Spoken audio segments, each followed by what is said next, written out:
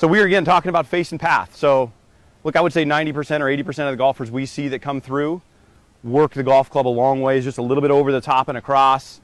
A lot of people that hit slices or fades. Look, the idea, and it's so counterintuitive, is a lot of times when you're hitting shots that end up going right or fading left to right, Andy and I are both going to tell you something that's going to be very counterintuitive, which is we actually want you to swing towards the way you're missing it. So if you're missing balls going left to right, we actually need to get the path going more down the line in the face, a little more squared up, which is counterintuitive. Yeah, because most people that come into us, they say, "Oh, I must be pushing it. I must be pushing it, Coach Rob." And how many times do you ever see an amateur really come in that has a path that's too far to the right? I don't know if I've ever seen it. Me either. I mean, usually they're actually playing pretty good golf and they're not coming towards us. That's actually a good point. I've never even thought about it that way, but there really isn't anybody that I've ever seen that I'm like, okay, you're way too far right. You need to swing a little more left. So the idea would be just giving you guys a good look at what you'll see if you're coming in to work with us, but also just, hey, I'll try to probably hit more of a straight one here, so try to get closer to zero path, zero face, see if I can get it going straight at the target, make sure all our technology's still up and cooking. Some more down the line, we'll see what happens. Not bad. That's closer, so it's a tiny little fade. Linda, how are we looking there? Does that track come up? Can you see that ball fading a little left to right? Andy's walking around to take a look at the numbers here. Good idea. How'd I do? Let's see if Coach Rob can guess this one. So that ball finished right, Coach Rob. How'd you hit that? So I hit it really good. My guess, it looked to me like the ball started on line or maybe a little right of target, so my face is probably a degree right. And then my path would be a couple degrees left, if anything. Oh, so not bad, but he's just kind of reacting to that. So your face was right, okay, 0.1 degrees, and your club path was only 1.8. Okay. Right, so both rightward path, rightward face? But still, just because the face points a tiny bit right of path causes the golf ball to tilt, like the axis basically just tilts a little bit, causes the golf ball to curve a little bit left to right. One of those things that if you're looking to, and I know both Andy and I really like to have somebody we talk about consistent shot shape. I'd say short list of people on the planet that are world class at curving the first shot of draw and the second shot of fade and the third shot of draw. Melinda, you got something for us? Any questions? Go ahead and remind us who you are. What okay. We're doing. This is Rashell to my right, and I'm Andy Patnou. Yeah, we both are teachers here at TPC Scottsdale, and we're kind of running through our first test run of Facebook Live already with a couple of glitches, but so far so good. So working through those and happy to have anybody that's on. As far as any questions or concerns or thoughts, please type them into the comment section below the video, and we'll do our best to answer anything you have. We're going to go through some stuff as well. Melinda, what do you got for us? Say hi. Shout out to William and Steve. William and Steve, thank you guys for tuning in. Anything in particular in your golf game that you're looking to improve or questions you may have, please let us know. And Melinda will happily send it out. She says somebody's typing, I think. Chris Tillery, watching you from Indianapolis, Indiana. You guys coming to town for the BMW at I wish I was. That is a really cool spot. You ever been there, Coach Rob? I've never been, but obviously world famous golf course, top 100, something I haven't played before, but great part of the country, great people, and a really good golf course. I wish we were, but no, we're not, sadly. Yeah, sadly is right. But if you want to invite us out, we'll be happy to come there. Shout out to Stacy watching. Hey, Stacy, how's it going? How are you, Stacy? Good to have you. Look, one of the things talking about people want to hit it farther, right? This is one of the things we see a bunch. Like, hey, how can we be faster? How can we hit the ball farther? Yeah, it's not too many times you ever get asked, hey, I hit it too far. Can you tell me how to hit it shorter? So this is, I think every single day we get a lesson. Yeah. We definitely hear this. So I played for a long time, played for a living. One of the things I went after for a long time, it's really difficult to increase club speed. It's going to be a combination of technique. You're going to have to get in the gym. You're going to have to stretch. And we're talking about a mile per hour every couple of months maybe. And if you can pick up 4 or 5. If you're doing well. Yeah, if you're doing well. And at some point you're going to hit kind of a limit. I mean, otherwise everybody on the planet would be swinging at 140 miles per hour and hitting at 350, 400. Now we're not saying don't go work out and don't do that, because we definitely support that. But there's some maybe easier ways for some people to do it, right? Yeah, so one of the things we see a bunch, and it has to do with on your screen, you'll see on the TrackMan software, you see path, face, the third number in line, angle of attack. Coach, tell them what it is. So we have an angle of attack, which is pretty important. So you can either hit down or you can hit up on your driver. What we notice, especially from TrackMan letting us know, is that you can optimize launch angle, you can optimize carry if you do what Coach Rob usually. Got to hit up on it. Got to launch it. Now, we're not saying you can't hit it far by hitting down. There's plenty of people that can swing fast enough. But let's say you're the average recreational golfer, which I'm assuming most of the people that are watching this. Yep. Especially the ones who swing between, let's say, 90 miles an hour to like 100 miles an hour. Okay. Right? Let's say, on average, now let's say we're not do that. Let's just say if they're hitting down their driver, are they really maximizing their potential in carry and launch and all that good stuff? I would say definitely not. And I'm going to try to produce about 95 mile an hour club speed. Yeah. And I'm going to hit this one. I'm going to try to hit down 3 or 4 degrees. Yeah. And we'll see what happens. Let's see what. Which is pretty common. I would say most amateurs that come in are usually hitting down around that amount. Sometimes it's pretty weird that we actually see people hit more down on their drivers than they do their irons. So let's see this. All right, so try to be a little more down on the golf ball. See how far it flies. I'm not even sure if that's down on the golf ball. Nope, you're down. Minus 7.8 on that one. So how much did that carry with 7 degrees down? You carried it a whopping 175. Nice.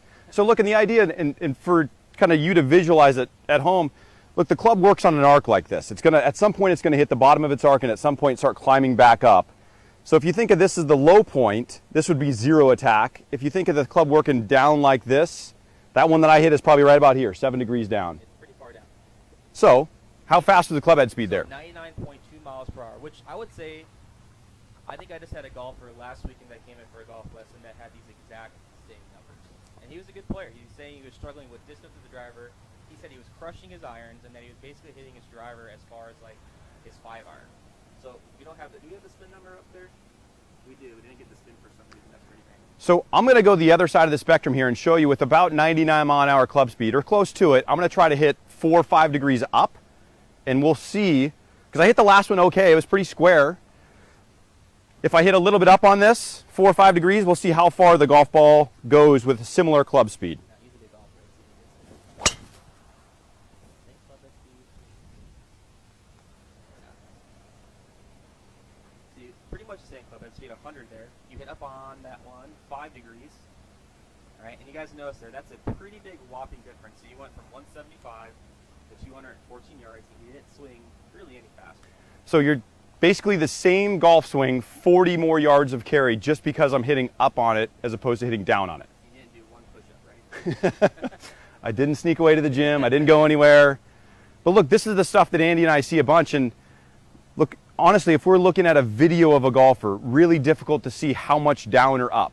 This is something that both him and I really love TrackMan. It's something that's tough to see, but once you kind of get the numbers and see kind of somebody move the numbers, man, I don't know anybody that can't use 40 yards. So just because, I mean, do we have any questions right now? Anyone Yeah. wants to know about that? How do I increase drive distance?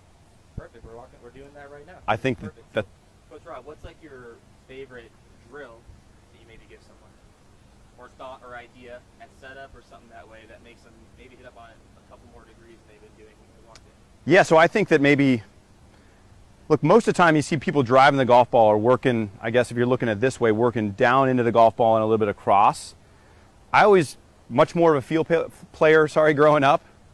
I just sometimes look at, or feeling like you're looking at a tree on the golf course, or you're like on a dog leg where you need to feel like you hit the golf ball over a tree, where maybe you tee it a little bit higher, maybe you get a little bit, that right shoulder tucks underneath a little bit, and you're just trying to feel like that golf ball goes up in the air. Right, so kind of like creating a little launching pad, right? Yeah, you got it. Because most people, when they start seeing that high driver, they usually start doing the worst thing possible. They start teeing it lower, Yeah, and they start moving the ball more back. yeah. And all they're really doing, yeah, maybe kind of get put a little Band-Aid on there, but that's not really the best way to do it. So I would encourage you, if you're that person that's really kind of hitting, you feel like you're getting a little steep on it, don't tee that ball down. Actually, maybe do practice sessions where you tee it a little bit higher, maybe move that ball a fraction forward in your stance, and see if you can kind of catch that ball a little bit more on the upswing as opposed to that downswing. So yes, it's one of the most difficult things that we see, I think, to change somebody that is consistently down a bunch. It's one of the more difficult things that you'll have to go through. It's not going to be like, hey, come in for an hour and you're going to fix being 7 down to 1 up. We've seen it. One of the other things that sometimes you can find a slope or a hillside, tee them up this way where you get up in the air, or you're just teeing it on an upward slope. Find a hillside around your driving range or something like that where you can launch that golf ball in the air. How about you, Coach? Anything that you like as far as drills for getting somebody up a little up? Yeah, for sure. You could trade spots here. I guess we'll have to do this one from face on. And sorry about that Bob Barker mic. I borrowed this from The Price is Right. It's retired, but I brought it back. So I say the drill I give to most people. Here, put that on the ground. Oh. I'll use this quick.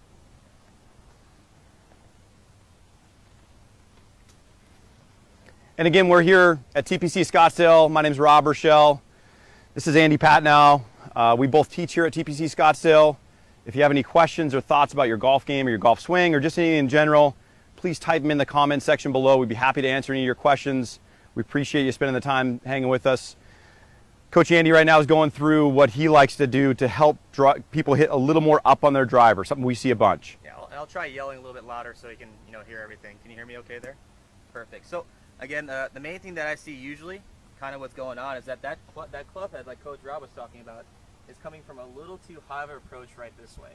You'll be surprised that most drivers of the golf ball, especially like the guys that you see hitting like the World Long Drive Championships, yep, they're hitting actually the most up for good reasons, right? And what we mean by that is that we actually want to see that club head, as it's coming down to the golf ball, actually probably reach its lowest point right before it's actually about to hit that ground.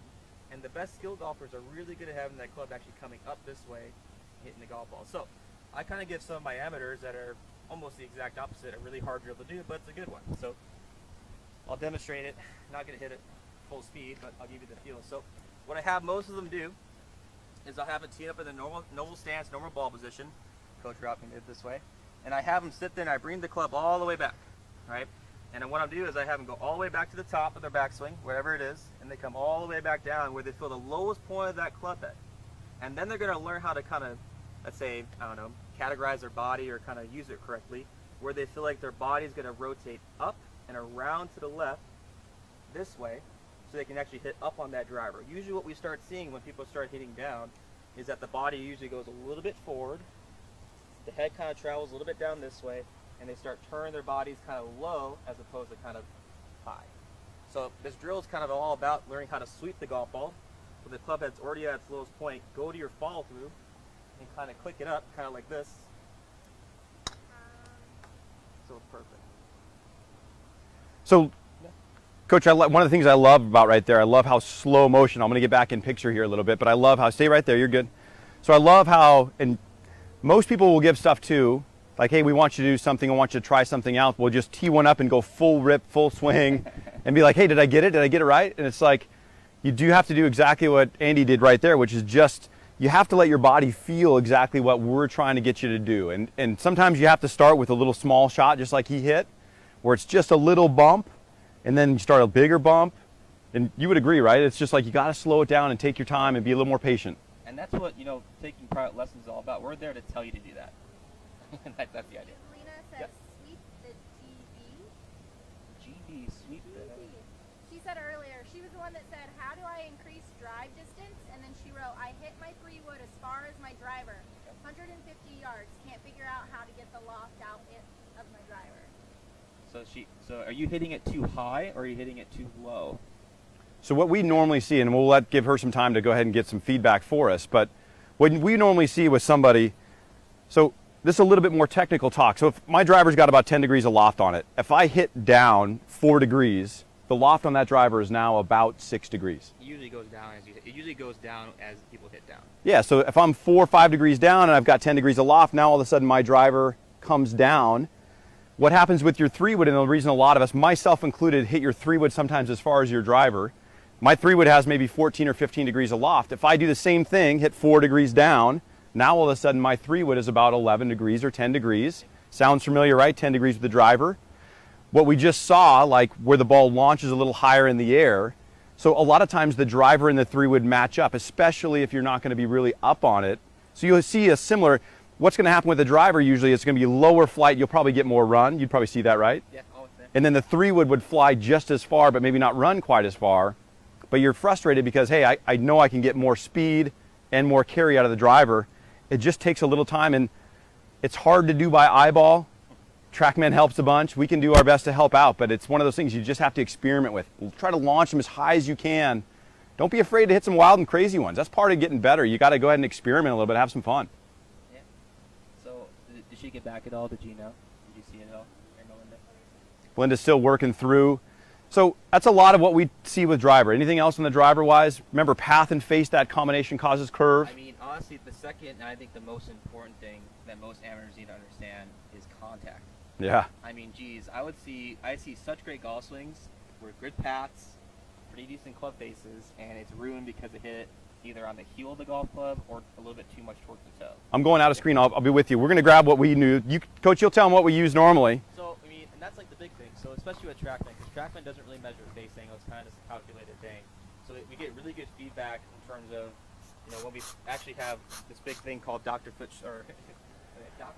Can you see that, Melinda? Little tongue twister. Look at the screen. Right? And we spray that on everyone's club. We do this even with irons, wedges, putters, drivers, you name it. We sit there and spray it on the face because, honestly, as an expert level player, this is what they're all good at. I mean, most missed shots that you see on the PGA Tour, you really wouldn't say it's by path or a whole lot of face. It's usually what, Coach Rao, with the driver? Yeah, just missing. You're just missing basically the dead center of the club face.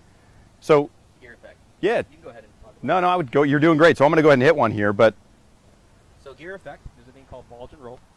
Unfortunately, with the driver, it's not as flat as like a 7-iron. So I hear all the time, like, I hit my iron so much better than my driver. And you'll see it where people are actually hitting it a little bit towards the toe or a little bit towards the heel on the irons, and they're getting away with it a little bit. But when they start getting into the driver, if you hit a driver towards the low part on the heel, I like referring that to as like the black hole in golf. Nothing good happens from hitting it low on the heel. so let me try to hit one low off the heel. So I'm going to try to go pretty neutral with path and face, swing with the same swings I was doing earlier, but I'm going to try to stamp one low heel, see if I can pull it off, and we'll just see what happens to the ball flight. The gear effect is not going to be good on this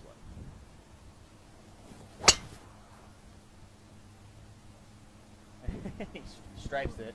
So that's not bad. I'm going to go pretty close in, and Melinda can tell me how close I can get here with the camera so you can see that. I guess it would be up this way. Keep going. Perfect. So that's a little bit of the high heel. And I don't know what the path and face. I'm going to go out of screen here for a second. I'm going to say face and path pretty close. So path was 0 like I was after. I wanted to be right down the line. The club face was actually closed. So that 0, and what you're seeing on the screen, you're seeing 0 club path with 2 degrees left of club face. That's the gear effect. That should be a draw. Yeah. If I get this thing right dead center, that should be a draw. And because I hit it on the heel, the golf ball curves. It should show that on the TOURAcademy screen right there that ball actually curved where? It curved right? The trace is on there. You can see it. So just because I hit a little bit of a fade, the biggest reason, just the strike point. If I hit that in the middle, that golf ball actually is going to start left and curve more left, right? So actually, he's lucky that he healed it. So Yes. So again, my name is Andy Patnou. I'm teaching here at TPC Scottsdale along with my teaching partner and teaching comrade over here, Rashell. how are you guys? Good to see you. We're here to help answer any questions. Underneath the video, type any questions, any thoughts, and we will be happy to get back here. We're running on a little delay. It's probably 15 or 20 seconds, so be patient with us. Type something in. We're going to get to everybody as quickly as we can. Linda, you got another one for us? Kathleen Green, I am hitting my irons and driver on the heel. I know I'm not coming over the top, and I am hitting inside to out for my video and club app tool.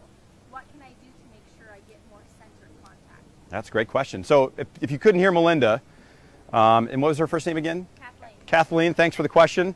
So what she's talking about, she just says, hey, I feel like I've got good in to out path with my irons, but she was wondering why or what can I do to get the ball coming, instead of out of the heel of the club face, coming more out of the center of the club face. Let's go with the most simple thing first. What would you tell someone if they're hitting everything a little bit towards the heel and doing it every single time? Right? What would be the first thing that would pop in our heads? Move back. Move it back, move it touch back, just to keep it that simple. Because our job is not to make it more complicated. Our job is to try and keep it as simple as we can. So if you're consistently doing it every time and you haven't tried moving a little bit away from it, maybe try that a little bit. But if you've already done that, we'll jump into some more stuff here in a second. Yeah, so another idea is like, look, that golf ball is coming out of the heel a bunch, and if it's, I know it's going to be a little bit harder to see, but is to just purposely try to hit the ball as far out on the toe. And again, if you use something like Dr. Scholl's on your irons, the feedback is what we're after. That's why we love TrackMan. Video is another form of feedback. Dr. Scholl's, another form of feedback. So if you get a ball, spray the face, and you hit one of your normal shots, you see it comes off the heel, just intuitively go ahead and try to back up a little bit and try to aim way out on the toe. See if you can go as extreme as you can and hit one way out there.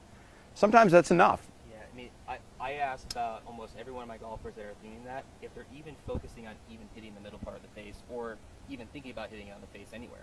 Yeah. What's usually the answer to that? No, I'm not thinking about it. Nope, I'm thinking about how fast I want to be, if I have my good balance, blah, blah, blah.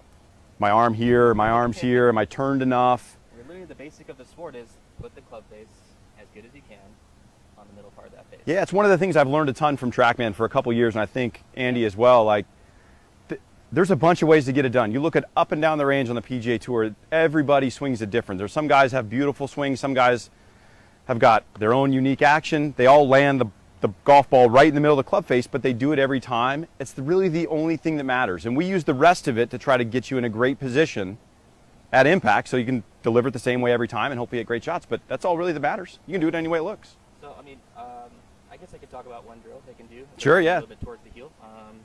Borrow that right there. Yep. Want a ball? Kathleen says I do use Dr. Scholl's. I have tried backing up, but I feel like my arms are extended too much. That's actually a good thing. I would say that's great. So that's actually not a bad thing if you feel like your arms are actually a little extended. I would say obviously you don't want to have tension. So what we don't want to do there is you're getting a little bit further away. Make sure you're relaxing your shoulders and not getting too rigid and breathe. So we actually want our arms to hang slightly away from our bodies, especially with the driver. For an iron, it'd be kind of more like underneath us, which would be kind of closer this way. Most drivers we kind of see stand a touch further away from it, and their arms are, if you've been standing too close, it's going to feel like you're reaching for it a lot. That's why, you know, Coach Rob and I use video, because sometimes we have someone that's having that same exact problem as you are having. We show them that, and they feel like they're standing a mile away from it, and then we show them on video they're really not that bad. Yeah, go ahead. You had something to drill for, maybe? So a simple drill you can kind of do, if you have a pool noodle, which we don't have here, which we usually use, but we have this alignment stick. You can place this directly down your target line. Let's just say if I was generally being in that direction. And again, use another tee. This is funny. And what I want you doing is making sure that that tee is going to be kind of just inside. It's going to be just inside that target line here. So this orange stick or the orange pool noodle, as much as you want to represent it, is going to represent a little bit in terms of, let's say, a target line, which is honestly what this game of sports all good is. How good can you swing this golf club inside the target line that you pick? All right, so we're going to go from here. If you're hitting it a little bit too much towards the heel and you say you're coming from in to out, that usually probably means you're actually sometimes coming a little bit too far in to out. Where the club is coming from inside the target line really well, and then it's actually going out too long and actually crossing over the target line, which if you're doing that, you're going to struggle maybe hitting some chunk shots, especially your driver, some drop kicks, thin shots, especially all your longer stuff. You'll be a little bit better with your short irons, but for the most part, this drill will be perfect for you. So what I want you doing is setting it to just nice and normal, maybe get a little bit further away from it, make sure you're relaxing your shoulders, and it's kind of make a swing where you kind of feel like that club head stays inside that target line and inside the target line going through that way. And then usually that kind of helps a little bit someone kind of get the feel that the club's actually going more around their body, around to the left, or turning the corner, as we say, as opposed to kind of trying to endlessly swing in to out with no end in sight. And also what you see too, when you have the extreme version would be like a 2x4. Yeah, exactly. The pool noodle is a little bit user-friendly because you're not going to destroy your golf club hitting it. But the idea is that you're going to be afraid. You're going to step up there and go, oh God, I don't want to hit that noodle. I don't want to hit that board. And if there's anything we call it incentive to not hit it off the heel, that would be it. You're going to find the toe in a hurry. Just have to stay committed and be experimental. Don't be afraid to jump in and try some different stuff. Go extreme. Right. So that'll fix the path. And then let's say you have a decent path, but maybe I feel like your hands are getting too far away from you on the downswing, which is pretty common, right? You can see someone actually going out, maybe reaching too much towards the golf ball, and they can't get the club going back left enough. Right. So especially if you're in to out and you feel like the club's going a little bit too much in to out, and you feel like everything's going towards your toes, and the hands are getting close to the golf ball. This drill also, help that feeling as well. Because what this drill helps you with is that it allows the club to, again, stay into the inside part of that target line and come back down kind of more close and more underneath you just a tiny bit, right? So the club's actually reading back to the same point. Love it. And Love it. I would say the last and final tip is just where they're teeing it. Yeah. So especially if you're hitting up on the driver, which it sounds like she probably is, if she's swinging a little in to out. Sure. And doing that. You're talking ball positioning, right? So, and what Andy's talking about, I don't know if you guys can see this or not, but look, if that driver up on the inside kind of part of your left foot. We talk about that front ball position. Maybe it sneaks back or back a little bit more. Go ahead, Andy. Yeah. So like the more it goes back, obviously the more tendency is to have to go more into out. Yep. Vice versa. Shots are going to go right. And it's going to be kind of feel like you're hitting more in out than you really want. And then vice versa, the more the ball goes up in your stance, the more the path usually goes a little left. So check your ball position too, making sure that thing's somewhere just inside or just outside your left shoulder, and always kind of go off your shoulder reference, because if you have a really wide stance and you place that thing outside your left foot, that's going to be way too far forward. So the shoulder is always a good reference point for you people out there with drivers. Never use your feet. Always use the middle part of your shoulder as that kind of being like zero, and everything on this side being kind of more towards the up, and everything on this side being more towards the down. That makes sense, hopefully? Love it. Again, you got another question for us, Melinda? Just shout out to Mark and Steve. Mark and Steve, thanks for joining us again. Steve. If people have just kind of tuned in, my name's Rashell. Beside me, my man Andy Patnou. We're both instructors here at the TPC Scottsdale for our first run through with the Facebook Live. And if you have any questions, type the questions below. Melinda will be answering and passing them on to us, and we can hopefully answer anything that you have. Go. Say hi to Joe King. Hi, Joe King. Good to have you with us. So, And Kathleen says, thanks, I will try that drill. love Let it. us know. So, Kathleen, tune in. We're going to do this hopefully a couple more times, so we'd love to have your feedback and stuff next time we do it. So tune in next time too, Kathleen. We want to know how you did. Yeah, that's I love it. And just go out there, give it a shot. Don't be afraid to hit some miserable ones. Find that toe, and everything should be in good shape. Does anyone have any questions? Any comments, guys, questions? If you like what we're doing, give us some thumbs up. Go like our Instagram page at TPC Scottsdale or TPC Scottsdale Tour Academy, or go like Coach Rob's Twitter account at Rashell Golf, right? That's believe what I think it's just Rob Rashell. Rashell, and you go like my Instagram page at Andy Patnou Golf, or go like my Facebook page as well. And you'll see a lot of updates from us on all those. We are golf nerds. So we do everything and everything golf. We live and breathe it. That's why we do what we love. Coach Rob, do you love what you do? Love it. Oh man, I love it. I can't wait to wake up every single day and come and help golfers. So, yeah, we post daily on that, don't we? Yeah, so I think a lot of great stuff. Look, we've got another one for you. It's kind of a fun one. You notice, I don't know if you can see it in camera, we've got a little cooler. We have a couple golf balls on ice. A lot of you, I grew up in Seattle. I know when you go out and play in the Northwest, when it's 55, 45, 35 degrees, that cooler you can see is down by our feet here. You can probably hear it. So, and I know, and we've stolen this idea from other people as well, but it's still fun to look at. The idea is does a warm golf ball fly farther than a cold golf ball? So it's probably 100 degrees out. It's actually pretty nice out here right now. I know the golf balls sitting in that cooler are probably about 38 degrees or 36 degrees or just above freezing. Perfect temperature at TPC Scottsdale. Our ice cubes are perfect ice cold temperature. So, yeah, we got a question. Perfect. So we'll get to your question in just a second. We got plenty of time. We're on time. We're doing pretty well, right? We're almost at 7 o'clock. 7 o'clock, so we'll probably have time for 2 more or such. But this is just something that we want to do as a little bit of fun, because me growing up in Chicago and a cold spring day or a cold fall afternoon when you're trying to play golf, my confidence level always went more down than it ever did go up, because I felt like I hit shorter. So let's see what happens. Yeah, so this is first golf ball number 1, and again, you're going to be able to watch this track live on TrackMan behind kind of our feed there. This is one fresh out of the cooler. This is about 38, 39 degrees. I'm going to try to swing it close to 100 miles per hour, and we're going to hit one that I feel is sort of normal. We'll see how close to that gets. And that's how you can tell you grew up in Washington. That's great. So again, we still had some foot powder on there, but you can see because the golf ball was all wet that you got a big splatter mark, but you can still see that was really good strike. What did we get there, Coach? Let's see here. So 5 a path to the right, 2 degrees up, 241 carry with the frozen golf ball. Just tatered. That was sizzling. So normally we see both Coach and I'm going to grab a warm golf ball. So, and these are good golf balls. These are Pro V1s. The tour players that practice here use these. This is what you'd see in a normal conditions. We're going to go room temperature here, or I would say outside temperature. About 98 degrees in Scottsdale. Melinda, can you tell me how fast that last swing was, club speed wise? Lower right. Okay. So I'm going to shoot for 101.6 with a room temperature golf ball. Try to be a couple degrees up. Hey Christian, what's going on, bud? Thanks. And we are going to see what happens. That was a good one. Another really good one. So again, we're just going to take a look and see how far the room temperature golf ball, or sorry, the outside temperature golf ball flies. So looks like about almost 260. So I got almost exact same club head speed, 101.5. Launch conditions, 2 degrees up, that was almost identical driver hits. And again, right in the center of the club face, so you can see at home, this was the first one off the heel. The next two came right out of there. So frozen golf ball, 241. It wasn't my golf swing, you're saying. So look, if all of you are looking for distance and you're playing in cold weather conditions, I don't think it's illegal. I'd actually have to check this. You got hand warmers in your pocket. You can have a golf ball in your pocket warming up, put it into play on the next hole, and it's actually legal. You can't pick up a golf ball and put it in your pocket during a golf hole, but when they're coming into play, I think it's okay to do that. I might have to check and make sure I don't tell anybody to break rules. I think I had a kid one time in high school leave a hand warmer inside his bag where his balls are at. Now, I think that's illegal, right? I have no idea. I think that if you're probably doing it on purpose, but if you have a golf ball in your pocket, we'll check on that and maybe post it later on the page.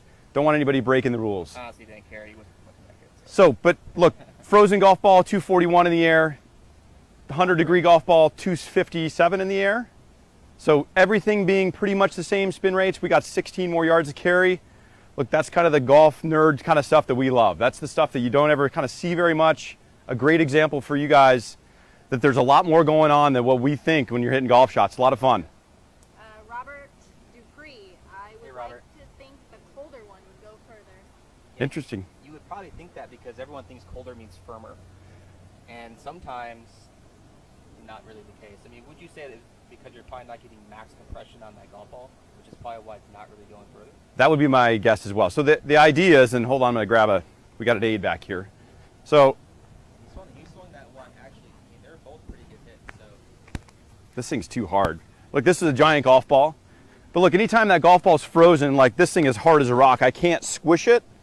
So the more that golf ball squishes on the face and then bounds off it, I think you get more speed, and I think the compression comes from a warm golf ball. Warmer that thing is, the more that thing squishes on the face in slow motion, then springs off, the colder the golf ball is, would you say? Yeah, for sure. I should say not compression, deformation. We know that difference. We're just trying to make sure that we're not getting too complicated with that. Yeah, so. Go ahead, Melinda. Okay, we have a question from Daniel C. What's the best advice for a novice golfer on how to chip? So if you guys didn't hear Melinda there, Daniel C is asking a question about what's the best way for a novice golfer to chip, is that right? Yeah. So talking about chipping action. So there's two ways. I like describing it as more of a putting motion just with a lofted golf club. I think people start setting up way too different from their putting technique to the chipper than they should. And Coach Rob can sit there and be a perfect model. So, what I like seeing, just like in putting, like I like seeing people's eyes a little bit more over the ball, nice narrow stance, away a little bit more towards the front foot. And I like seeing the arms hanging down and relatively straight. Right? And so you can see that here. Coach Rob's eyes, if you had a golf ball, they're a little bit, not too bad, right this way. And he's got his hands and arms stretched out down. And he's got a nice narrow stance. He's not too tall, he's not too low. He kind of looks like he's just hitting a putt with a lofted golf club. So that's kind of checkpoint one. What are you doing? Are you being too much wristy? Are you kind of setting up too much differently with too wide of a stance? All right, that's kind of the checkpoint. We always kind of go with setup and how you're doing that first. Number two, what would you say, Coach Rob? Yeah, what we see a ton of, and I think Andy laughs at me all the time. I call it Frankenstein. We see a lot of this. Frankenstein. I think that we all equate feel with our hands. Like this to us feels like we could have max control of what's going on, as opposed to what I would love to see, which is you sort of lock everything in place, and if you're looking from face on, you just feel very much like this. My hands are not doing anything. They're just kind of going along for the ride. I feel like the big muscles are doing the work. Kind of like if you had like a simple triangle kind of set, Coach, where he has like a little line coming from this way, a little line coming from this way, and kind of an imaginary line going that way. That's all kind of staying one piece for your basic chip shot. And we're talking about a shot that maybe is just barely off the green, and it's kind of just rolling where it has minimum air time, maximum roll time, and kind of more of that. When we start getting a little bit further away from the green, maybe we start using a little bit more wrist for a little bit more type of speed and some type of that way. But for a basic chip shot, that's just barely off the green, I'd kind of recommend that method as well. It will feel weird. You're going to stand over the shot and get set like this and start just using your shoulders to rock. You're going to feel very wooden. It's going to feel like you're losing feel. I would be surprised. And the idea is you just get a much better consistent low point because your hands aren't going like this. They're not scooping or not rocking the club up and down. You just let those things rock back and forth. So hopefully that answers your question, Daniel. Just one more thing, Daniel. Don't chip with your 60-degree wedge. It's not a good club. I would recommend using a pitching wedge. Yep, maybe 9-iron. A 9-iron or like a 52-degree wedge if you have that, or something that says an 8 wedge on it. The lower the loft you have, the better chance that thing's going to be low and rolling without you even really trying. Most people chip with too much loft. I would agree. I would agree. And it's fun. It's cool. See the golf ball fly up in the air. Oh, yeah. We like to see that golf ball, at least I do. I like to see that thing get on the ground and roll. I just think you're all so much more consistent. As you get more comfortable and get better at landing it on your spot and kind of feeling that low and roll, then graduate into 56, then into a 60. For you junior golfers at home, I'd love the idea of starting with a 52 or a 56 as the most loft. Learn how to play with those clubs, then graduate into something a little bit higher. It's a great way to learn to play. For sure. Daniel says thank you. I'm excited to work on that. You're welcome, and Daniel. Shout out to Damien saying, well done, boys. Keep grinding. Damien, thanks. Damien. Thank you for that, Damien. So, going to hit another couple shots on TOURAcademy. I know we only got a couple minutes. I'm off camera here. But I'm going to show you, unless you got anything else to add here, Coach. Did they see me swatting the mosquitoes away? Yeah, a lot of mosquitoes out here. So, if you can see these two, this is 8-iron over here. This is 7-iron here. Oh, there we go. This is my biggest pet peeve, by the way. So, this is, go ahead. With like tournament players, if you guys, any really good players watching this, and I see you with dirty clubs, this is my biggest pet peeve. So this filthy. Hit a bunch of practice balls with it. They're all over the face. The grooves are clunked together. This guy pretty darn clean. I'm going to hit 2 good Pro Vs. What we're looking at is spin rate. Spin, for you, it means what? Usually height And distance and control. and everything. Yeah, you name it. I mean, good iron shot. You can control your spin pretty well. You're doing really. So what do you like to see spin rate wise, Andy, when you see some player swinging an 8-iron? What do we use? So we like keeping it pretty simple again. So if you have an 8-iron, times that by 1,000, you should have at least 8,000 RPM to spin.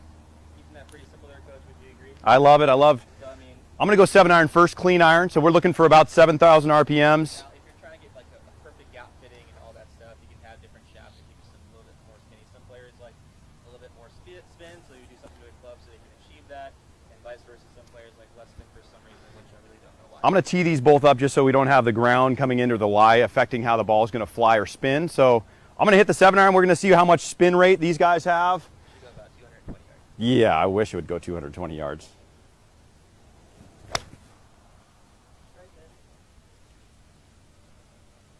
So that to me felt a little off the toe, but let's see what spin rate looks like. Is that the dirty one, Coach? Or That's a clean one.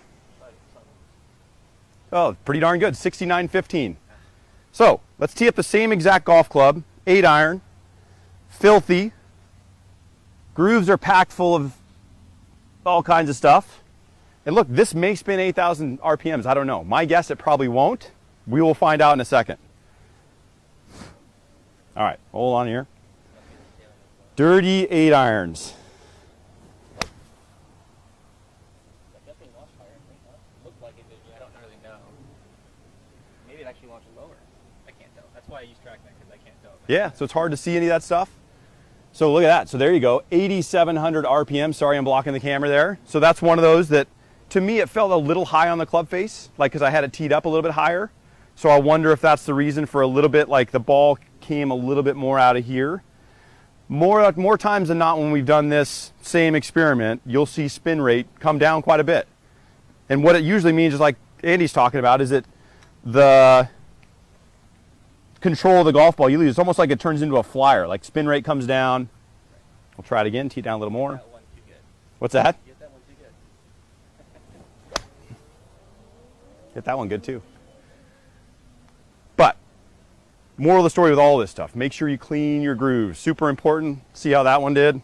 Probably spinning 8,000 RPMs as well. 79.23, just about perfect. Not 8,000, not good.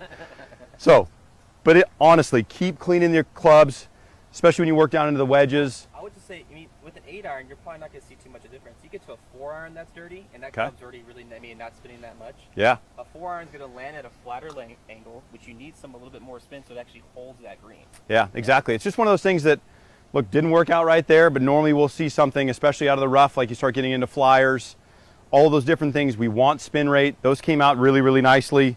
Keep your clubs clean. They will make a difference in your control of your golf ball. You'll feel the difference, and you'll see the difference as well. And buy TaylorMade clubs. Like, that's the reason why that was so low. TaylorMade clubs. Yeah, so again, I know we're probably closing down here pretty soon. Couple questions coming in. Make sure you like our page, the TPC Scottsdale. You can find both Andy and I on social media. Andy Patnou. We'll probably post all that stuff underneath the video when we're finished with this, so you guys can jump on if you want to follow us. If you want to reach us, we're here. Just like the video, let us know where you're at. Again, if you have any more questions before we kind of close her down here tonight, please let us know. Happy to answer anything. I know Melinda's got a couple more. What do you got for us, Melinda? Ryan Cruz says, what type of drill do you suggest to eliminate a slice? Well, let's talk about why slices happen first, Coach Rob. You can lead the way. So, I mean, 90% of golfers, or maybe even 80% of golfers, maybe hit a slice, or maybe 100% of people did at least one point in their life. But the ones that learn not to slice anymore, I mean, what's the only thing they really have to do from a logic standpoint? So the only thing that has to happen, we talked about path and face at the beginning of the day. If you don't want the ball to slice, the club face has to point left of the club path. It doesn't matter where the club path is swinging. You can swing it 15 degrees left, but if the club face points 16 degrees left, guess what? You're going to get a draw. So that's number one. So I know that most people that are kind of work hitting slices or balls that start to the left and work around, they're going to have some leftward club path. And I'm sure you've all felt it every once in a while where you probably get tired of slicing it and everybody goes, hey, I'm going to take my hands and rotate the face as hard as I can. And what do you see? Left. You see actually a draw, you're like, holy cow, I hit that awesome. That was so solid and so crisp.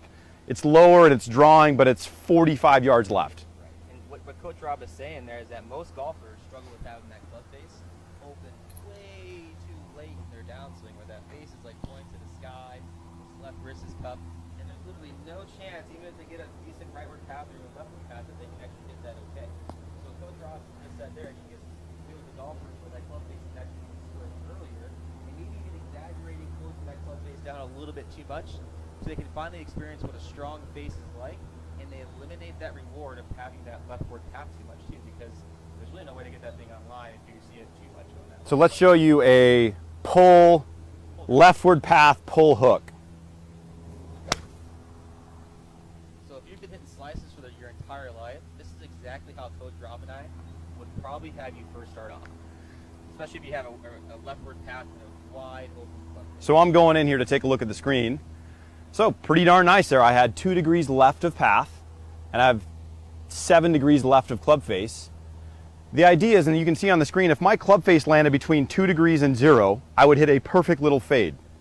But now working more left or more closed, so the draw conditions have been met. We have path here, and we have the face living more left of it. Now we just have to move the whole machine Right. a little to the right. If you want to get better first, I would not have you go from hitting a big, gigantic slice, and if you came in for a 1 hour lesson and you were playing with your buddies the next day, I would probably not teach you how to hit a big draw first. Nor would I. I don't think you get better at that first. But I think you gotta do is hit less of a slice and probably hit more of a straighter to a little bit of a fade, and we'd be kind of okay with that. And you start getting more comfy with having that face maybe left of that path a little bit more than you want, then we maybe start teaching how to swing it more to the right a little bit. So what do you think is easier for people to change? And I'll ask your opinion before I let you know, but do you think it's easier for them to change the face or the path? Oh, face. Face, I would agree 100%. And what we're talking about, these guys right here, your hands are what controls club face. And there really isn't much else. So if you're used to hitting fades, you're probably opened up or somewhere, some degree, the face is open to your path. So you're just going to have to kind of know that and work through that. So changing that, if I'm used to swinging 5 or 6 left like this, I'll try to go a little more left with this one. Try to hit kind of more of a straight pull. Go this way. That's just a tiny little pull.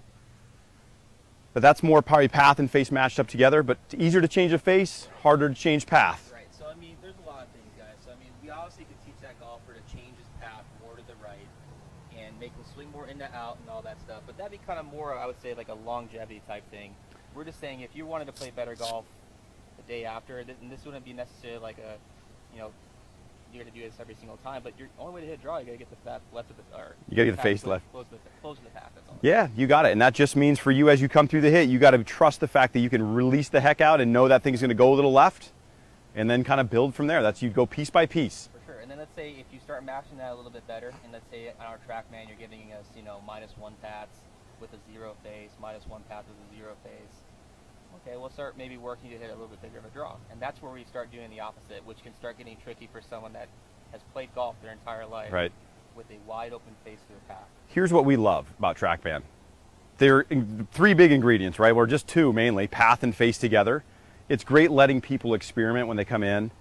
And we just try to tackle the ingredients one at a time. Let them see where the face should be. Let them rotate around. Then you kind of forget about face, then swing the club to the right and let them see, instead of 6 left of path, now they have 6 right of path. Right. We don't care where the golf ball goes. We just want you to match a feel with what's really going on. The orange box over there letting us know that, like, hey, that's what feeling right is. Most people are be like, oh my gosh, I had no idea I had to feel like I swing that far right to get better path. Coach Andy and I both have seen hundreds of thousands of shots on TrackMan. When the numbers are good, I call them the ingredients. Yeah. If you have 2 a path and 2 a face, a little to the right of the target, you're gonna hit a straight ball about 10 feet right every single time, no questions asked. It's every single time. We've yet to see that disproved. So we work on the ingredients one at a time, then you start blending them together, and you got a great chance to get better. Now, we're not saying if you come in with a slice, we're not going to teach you how to hit a draw. Like, we're going to do that. Like, if you want. I mean, it's honestly up to the student. But if you want to get better first, going from hitting a 30-yard slice to a 30-yard draw or even a 10-yard draw is a pretty tall task. We can do it. We're that good of instructors, but we want to make sure you walk away feeling like you got better and you can actually go do it the next day. Yeah, you bet. So experiment around. Let the hands release the face and see what happens. You got one more for us, Melinda? One more real quick from Joe. What is the most useful trick shot you have used? Useful. Well, I love the on the knees driver shot, trick shot Yeah. wise. I'm pretty useless with trick shots. I don't have a whole lot in the repertoire. The driver off the knees is something we always do. It's a lot of fun with our junior golfers. We have them learn how to get the club a little more around. I can attempt it. I mean, hey, let's see it. We want to see how he does on the knees with the driver. Tell me where I'm good at so you can see it. Yeah, why don't you go a little bit more? Whoa. No, I'm going to keep him right there. Yeah, go ahead. Put it on TrackMan. That way we can get some footage on your driver. So Andy's just about ready. I'm actually curious to see what his TrackMan numbers are here. So this drill is all about is for a couple things. You should always have your shoulders turn more than your hips in your backswing. And you should always make sure your shoulders are always opening up a little bit and downswing, not too early. So what this is really more good for is someone that maybe isn't too flexible or whatever it is, but this is really good for someone to really disassociate their hips from their shoulders. Now, I'm not saying restrict your hips at all. I'm saying making sure that we actually have some freedom with our shoulders. So this could honestly sometimes be more of a workout than it is really appealing for golf swing. But this is for the person that maybe looks like this a lot, like doing a left-handed ball during their backswing, which is what Bubba Watson looks like here. But this is a right-handed golfer. We want to make sure we quiet that down a little bit, maybe where our shoulders are turning a little bit less and maybe not as much. So what this will look like, I'll get on my knees. I'll get my golfers where they do a little bit this way, where they focus on trying to turn their hips still. You're still trying to turn them. Trying to turn your hips as much as you can and turn your shoulders as much as you can while keeping your head relatively still. So because we don't make golf swings that look like this, where your head's completely getting off the golf ball and you're not really looking at the golf ball, make sure you keep your head relatively still. So I'm just going to really focus on turning my shoulders as much as I can, kind of around a stable base, and let's see what kind of happens. See what you got. Just make it drop here. Give him one practice swing first. So you get it.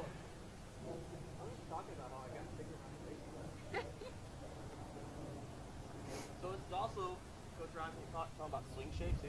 Yeah, this basically, Andy's talking about being much more around with his golf swing here, much more around, much less up and down. He's talking about swing shape and how it helps swing shape. He's measuring here, getting ready to go. See what? The thing is that this is only like 3 inches normal than my. We've got a little shorter than normal driver. That thing's chopped down a little bit, which helps out. All right, so the good thing here, be fully erected. Don't be kind of squatting down this way. Yeah, so I don't know if you guys can hear that or not. He's talking about staying tall with your knees. You're not sitting down on your heels. Yeah, nice. That should show up on TrackMan. Sorry, I'm going to walk in front of the camera. Yeah, we picked that one up. All right, leftward path, 0 attack angle. What is that, 181, 191? Perfect. That's not bad. So the one trick shot I'm going to try, I'm going to miserably fail at this. So that trick shot's good for you if you guys, well, I'm losing my voice a little bit. That trick shot's really good if you can have a kind of, if you're too upright in your swing shape, that can help round you out a little bit. And if you don't really feel like you're turning your shoulders a whole lot, or if you feel like you're out of control, that drill's good for that as well. Shout out to Matt Butler, Josh Minson. Josh Minson, Matt Butler.